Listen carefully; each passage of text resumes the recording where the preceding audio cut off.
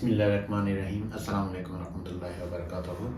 आज हम बात करेंगे लहसुन के बारे में। एक नेचुरल चीज़ है, हमारे खाने में बहुत ज़्यादा इस्तेमाल होता है। उसको हम लोग फ्लेवर के तौर पे यूज़ करते हैं। जिस खाने में लहसुन यूज़ होता है उस खाने में बहुत ज़्यादा अच्छा एक फंटास्टिक फ्लेवर आ जाता है और खाना जो है वो बहुत ज़्यादा टेस्टी बनता है।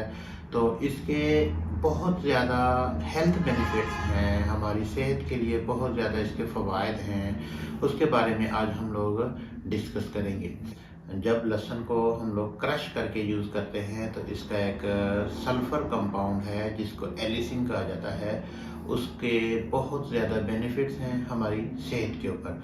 तो अगर हम उसको लहसुन को काट के यूज़ करते हैं तो वो एलिसिन के उतने ज़्यादा बेनिफिट्स नहीं होते हैं। जब हम लोग उसको क्रश करके यूज़ करते हैं तो उसके बेनिफिट्स बहुत ज़्यादा होते हैं। तो हमें चाहिए कि जब भी लहसुन को यूज़ करते हैं तो उसको हम लोग क्रश करके यूज़ करें। तो सबसे पहला जो हेल्थ बेनिफिट है वो है ये कोलेस्ट्रॉल को कम करता है, खून के अंदर चर्बी को कम करता है। जब हमारे खून के अंदर चर्बी कम होगा, खून पतला होगा, तो हमारे जो फालज के अटैक्स होते हैं उसके चांस कम हो जाएंगे। ब्लड प्रेशर जो बढ़ा हुआ है वो कंट्रोल हो जाएगा। हमारा सर्कुलेटरी सिस्टम बेहतर हो जाएगा। हमारा जो हार्ट डिजीज़ हैं उसके चांसेस जो होते हैं वो कम हो जाते हैं। तो दूसरा हेल्थ बेनिफिट्स जो है ये ब्लड प्रेशर को कंट्रोल करता है।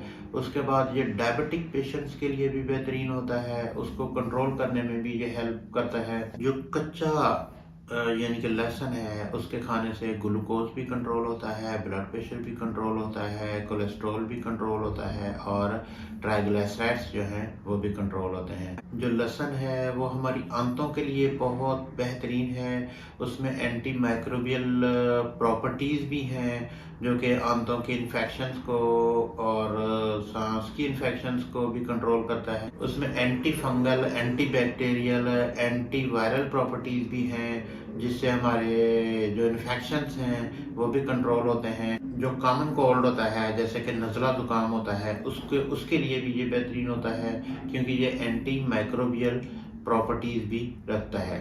गार्लिक जो है उसमें एंटीऑक्सीडेंट प्रॉपर्टीज़ भी होती हैं। जो एंटीऑक्सीडेंट्स हैं वो कैसे काम करते हैं कि जो हमारी बॉडी में जो फ्री रेडिकल्स बनते हैं जो कि हमारे जिस्म के लिए, हमारे बॉडी के सेल्स के लिए नुकसान करते हैं, सेल्स को डैमेज करते हैं, तो वो फ्री रेडिकल्स को जो है ना वो एंटीऑक्सीडेंट्स जो है वो प्रिवेंट करते हैं।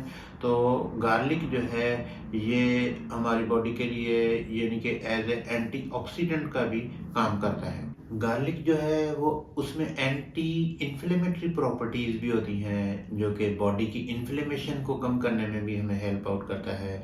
जैसे कि आर्थराइटिस होता है उसमें भी ये हेल्पफुल होता है। गार्लिक के यूज़ से कैंसर की जो ग्रोथ है वो भी स्लो हो जाती है। कैंसर सेल्स की जो ग्रोथ है उसको ये ब्लॉक करता है। तो ये कैंसर वाले मरीज़ों के लिए भी बहुत ज़्यादा फ़ायदेमंद होता है। तो फाइनली यही हमें पता चलता है कि गार्लिक का यूज़ जो है वो करना चाहिए। उससे बहुत ज़्यादा हेल्थ बेनिफिट्स हैं। क्या क्या है मैंने गिनवाए हैं। एक कोलेस्ट्रॉल को कम करता है, ब्लड प्रेशर को कम करवाता है, शुगर वाले मरीज़ों के लिए बेहतरीन है। उसके बाद एंटी इन्फ्लेमेटरी है। उसके बाद एंटी माइक्रोबियल इसमें प्रॉपर्टीज़ हैं जैसा कि सर्दी के मौसम में खांसी नज़ला वगैरह का प्रॉब्लम हो जाता है उसके लिए ये बेहतरीन है। उसके बाद एंटी माइक्रोबियल प्रॉपर्टीज़ जो है हमारी गट में, आंतों में जो इन्फेक्शन होते हैं उनके लिए ये बेहतरीन है। उसके बाद कैंसर को ये स्लो डाउन करता है, पावरफुल एंटीऑक्सीडेंट है। तो बॉडी के जो सेल्स हैं उसकी डैमेज को ये रोकता है। तो हमें गार्लिक का यूज़ करना चाहिए। ज़्यादातर जो कच्चा गार्लिक है, कच्चा लहसुन है उसका इस्तेमाल करने से हम लोग एडवाइस करते होते हैं जिनके कोलेस्ट्रॉल्स बढ़े हुए हैं या जिनका ब्लड प्रेशर का मसला है, हार्ट का मसला है, तो उनको क्या करना चाहिए कि कच्चा गार्लिक जो है ना, लहसुन की 2-3 पोथियाँ जो है वो रोज़ाना रेगुलरली वो चबा के खा लेनी चाहिए। उससे बहुत ज़्यादा हेल्थ बेनिफिट्स हैं। वीडियो देखने का शुक्रिया। अल्लाह आपका हामी नाज़िर हो। अल्लाह हाफ़िज़।